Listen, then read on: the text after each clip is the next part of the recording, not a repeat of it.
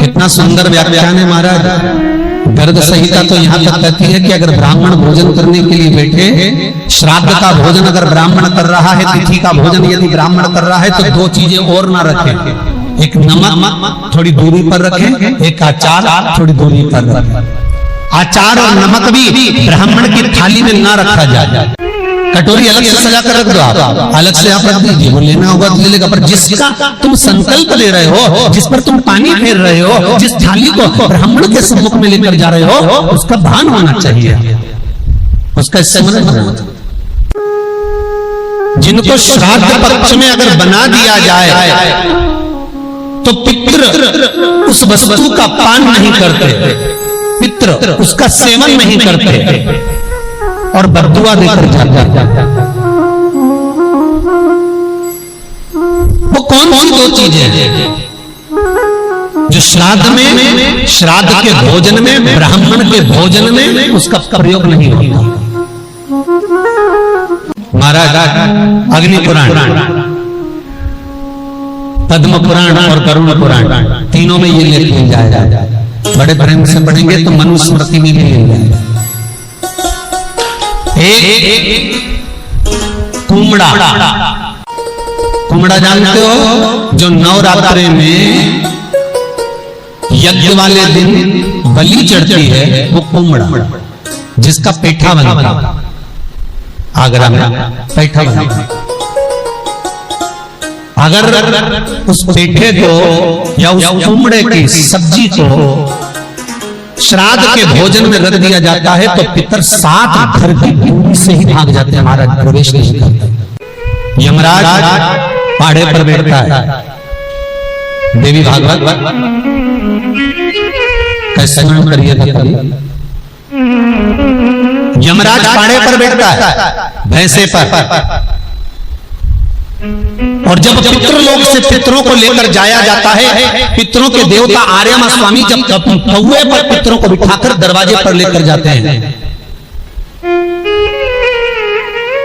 तो यमराज बीच मार्ग में मिलता है महाराज, और यमराज बीच मार्ग में मिलता है तो आर्यमा स्वामी को प्रणाम करता है यमराज, और प्रणाम करता है तब आर्यमा स्वामी कहते हैं यमराज यहाँ कैसे आना होगा। यमराज कहते हैं प्रभु आज पितृलोक भूमि पर जाएंगे और अपने अपने घर का भाग ग्रहण करेंगे, मेरा निवेदन केवल इतना सा है, अगर पृथ्वी पर जाकर ये जिस पाड़े पर मैं बैठता हूँ, जिस भैंसे पर मैं बैठता हूँ, इसी की कुल की माता अगर भैंस का दूध का अगर पान कर आएंगे तो उनको त्राण भोगना पड़ेगा। इसलिए इन पितरों से कह दिया जाए कि मृत्यु लोक में जाए तो भैंस के दूध की बनी हुई सामग्री का पान ना करें। कितना सुंदर व्याख्यान श्राद्ध पक्ष में वर्णन किया गया है कि केवल गौ माता के दूध से अगर आप खीर बना सकते हो तो वो पवाई। यहां तक कहा गया बाजार से मावे की मिठाई लाकर भी श्राद्ध की थाली में न रखिए, घर में हलवा बना लो, सीरा बना लो, बन सके खोपरा पाक बना लो, और बन सके गुलाब जामुन आदि जो सामग्री बनाना है आपको तो वो घर के मावे को सिद्ध कर ही बनाई जाए। नहीं तो बेसन की चक्की बना लो, इमरती बना लो, पर उसका प्रमाण हमारे यहाँ एक एक चीज का वर्णन किया गया है। वो जो पेठा होता है आप अनायास कभी खाओ, माना नहीं है, पर श्राद्ध के भोजन में, श्राद्ध के भाग में वो नहीं रखा जाता।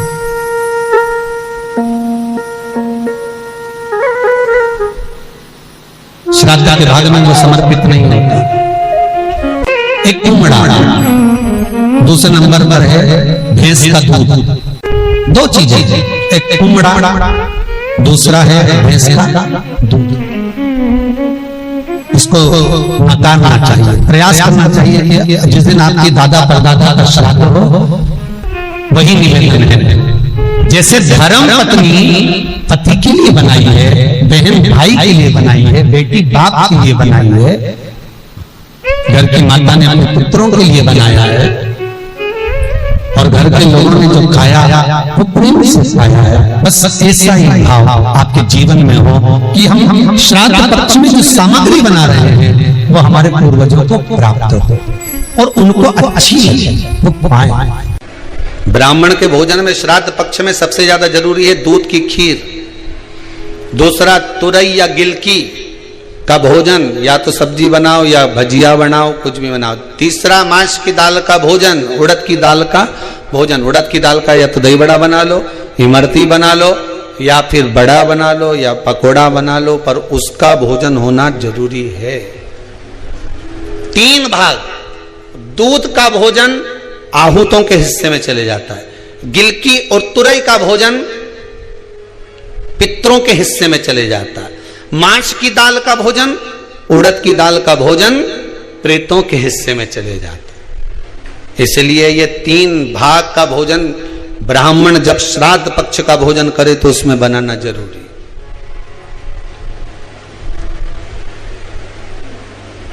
बहुत जरूरी। आपके यहां जब श्राद्ध हो भोजन अवश्य बना। ब्राह्मण को भोजन कराते समय नहीं बनाई जाती। एक तो कुमड़ा, दूसरा पत्ता गोभी, जो बंद गोभी होती है ना, वो बंद गोभी जो होती है ना पत्ता पत्ता वाली, उसकी भी सब्जी पितरों के ब्राह्मण अगर भोजन करता है तो उसमें नहीं बनाई जाती। एक कुमड़ा, ये जो पेठा बनता है ना कुमड़ा का, ये भी श्राद्ध पक्ष में नहीं खिलाया जाता। महाराज कोला पेड़ा बोलते, क्या बोलते हैं उसको, श्राद्ध पक्ष में उसको भोजन में नहीं दिया जाता, ब्राह्मण के भोजन। महाराज कई लोग कहते हैं गुरुदेव जब हम गया जी से आ जाएं तो क्या ब्राह्मण भोजन कराना जरूरी है? क्यों नहीं, कराओ, क्यों नहीं करा? क्या गाय की रोटी निकालना जरूरी है? स्वान की रोटी निकालना जरूरी है? कौवे की रोटी निकालना जरूरी है? हम कहते हैं अगर श्राद्ध गया जी का हो गया तो भले कौवे की मत निकालो, पर गाय की, स्वान की, ब्राह्मण जन की भोजन प्रसाद जरूर। देखिए जब ज्यादा घर में पितृदोष हो ना, ऐसा लगे कि पितृदोष बहुत ज्यादा है, 1 रुपए कमा रहे हैं, 1.25 रुपए खर्च हो रहा है, हाथ में पैसा नहीं टिक रहा, दुकान 4 दिन अच्छी चल रही है, फिर व्यापार डाउन हो जाता है, कोई पैसा लेकर भाग गया, नहीं दे रहा, कहीं कर्जा मात्रा बढ़ गई है, ये पितृदोष के लक्षण है कुछ। इसमें आपके घर में जो भी रुद्राक्ष पड़ा हो, जो भी रुद्राक्ष रखा हो, क्योंकि संभाल के तो आप रखते नहीं, पटक देते हो यहां, जो भी रुद्राक्ष आपके घर में रखा हुआ, एक पानी के पात्र में उस रुद्राक्ष को डाल दीजिए, उसमें 1 चावल का दाना डाल दीजिए। महाराज परिंदा जहां होता है, मटका, हंडा या रसोई घर में आपका जो पानी भरने का स्थान होता है, जिसको आरो वारो क्या क्या लगा के रखते हो, उसी के कहीं पास में उस कलश को रख दीजिए, ऊपर से उसको ढक दीजिए। शाम के समय, सुबह रखा 10 बजे से 12 बजे के बीच में, शाम के समय प्रदोष काल में भगवान शंकर का नाम स्मरण कर कर, ओम नमः शिवाय बोलकर, श्री शिवाय नमस्तुभ्यम बोलकर, या महामृत्युंजय मंत्र का स्मरण कर कर, या गायत्री मंत्र का स्मरण कर कर, जो मंत्र आपकी बुद्धि में, विवेक में समाहित हो, उस मंत्र का नाम लेकर राम कृष्ण हरि जो बोल सकते हो, एक घी का दिया अवश्य प्रज्वलित करें, लंबी बाती का। कौन सी बत्ती का? फूल बत्ती का नहीं, गोल बत्ती का नहीं, लंबी बाती का। बत्ती का मुख दक्षिण की ओर, कहां पर होना चाहिए? दक्षिण की ओर, ना पूरब, ना पश्चिम, ना उत्तर। बत्ती का मुख कहां हो? दक्षिण की ओर। जैसे श्राद्ध पक्ष में ब्राह्मण को जब भोजन कराते हैं तो ब्राह्मण का मुख श्राद्ध पक्ष के भोजन कराते समय अगर पूरब, पश्चिम और उत्तर का होता है तो श्राद्ध के भोजन का फल नहीं मिलता, उसका मुख दक्षिण का होता है। तो हमारे घर के जितने भी पितर उस तिथि में गए होते हैं सबको उसका भाग मिल जाता है और पितृदोष समाप्त हो जाता है। इसलिए ब्राह्मण का मुख श्राद्ध पक्ष में भोजन कराते समय दक्षिण का होना चाहिए।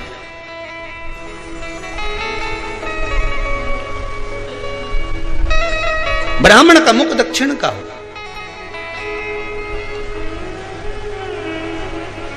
यहां तक शास्त्र कहता है महाराज, अगर गौ माता को श्राद्ध पक्ष में अगर भोजन दे रहे हो तो गाय का मुख अगर दक्षिण का है, गाय का, आपका मुख भले उत्तर का हो, गाय का मुख दक्षिण का हो, आपका मुख भले पूरा पश्चिम कहीं का, गाय का मुख अगर दक्षिण में है, अगर आपने दक्षिण में गाय को खड़ी कर रखा है और दक्षिण में उसका मुख और आप भोजन दे रहे हो तो शास्त्र कहता है कि किसी पिंड की जरूरत नहीं पड़ती, गाय स्वतः कल्याण कर देती है, गौ माता स्वतः कल्याण कर,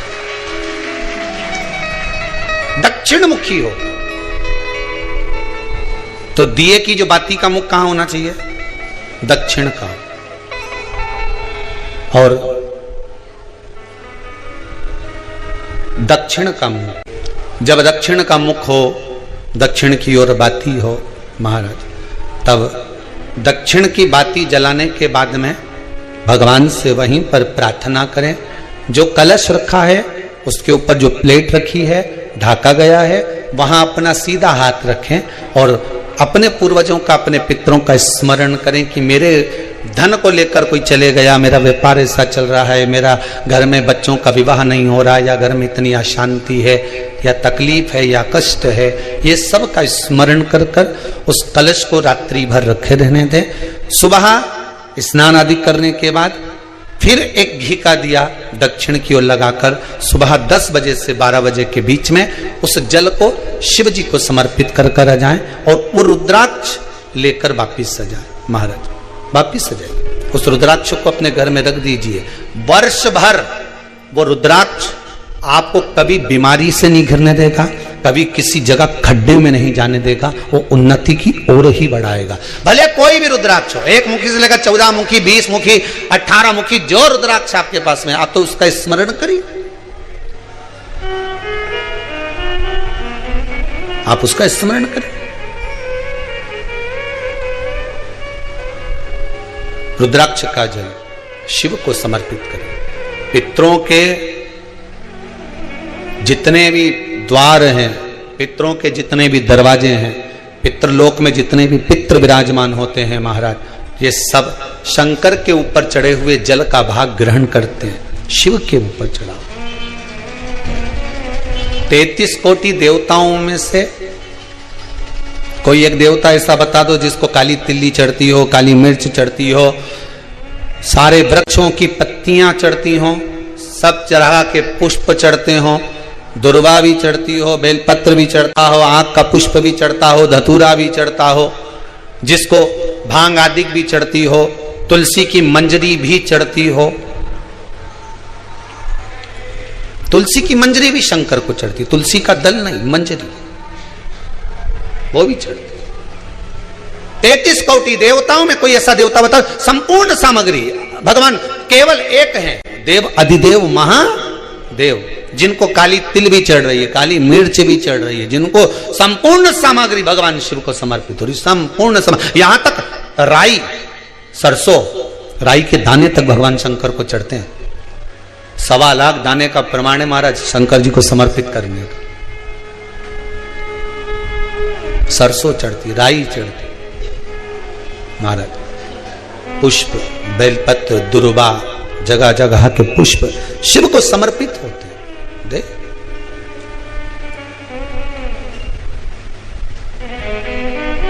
पितृ, जब शंकर भगवान को जल चढ़ाया जाता है 16 श्राद्ध पक्ष में, 16 दिन श्राद्ध के जब हम भगवान शंकर को जल समर्पित करते हैं तो उसका भाग हमारे पितरों को प्राप्त होता है।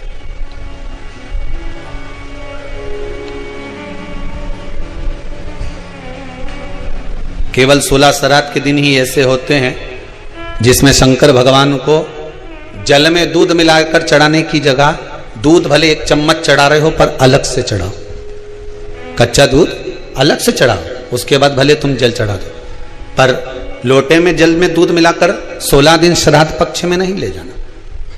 भले 1 चम्मच दूध लेकर जाओ, 1 कटोरी दूध लेकर जाओ, पर कच्चा दूध अलग से लेकर जाओ, शंकर भगवान को अलग से चढ़ाओ, क्योंकि 16 दिन श्राद्ध पक्ष के जब भगवान शंकर को दूध और जल चढ़ाया जाता है वो हमारे पितरों के खाते में चला जाता है।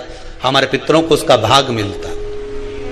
इसलिए शंकर भगवान को कच्चा दूध भी चढ़ाओ तो पानी में मिलाकर नहीं, एक अलग से एक चम्मच ले जाओ, भले फिर शिव जी को चढ़ा दो, भले एक छोटा सा कटोरी में ले गए चढ़ा दिया, जल ले गए चढ़ा दिया, वो हमारे पूर्वजों को प्राप्त।